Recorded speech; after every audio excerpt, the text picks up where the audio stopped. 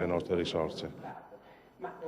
L'originale attende il restauro che partirà entro l'anno. Per ora è in mostra il modello in legno in scala 1:10 esposto a Venezia a Palazzo Ferrofini. Si tratta della cantoria settecentesca della chiesa della Scuola Grande di San Rocco. Fino ad ora si doveva solo immaginare, ora si può vedere, anche se in piccolo, la cantoria settecentesca della chiesa della Scuola Grande di San Rocco a Venezia. È un modello ligneo, un gioiello in scala 1:10 nato dalle mani del maestro veronese Marcello Quattrini. Ad ospitarlo fino al 2 marzo Palazzo Ferrofini, sede del Consiglio regionale. È un'opera eccezionale del 1700 che vedrà probabilmente il restauro a partire già forse da quest'anno, e questo è un modello in scala 1:10.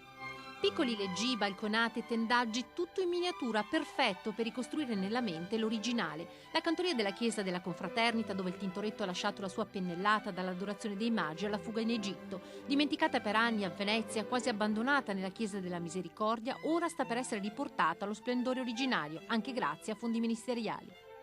Si tratta di un apparato del Settecento, un apparato barocco, sul quale veniva disposto un coro di 35 persone per cantare le musiche di Vivaldi, di Monteverdi, dei grandi artisti del Settecento veneziano.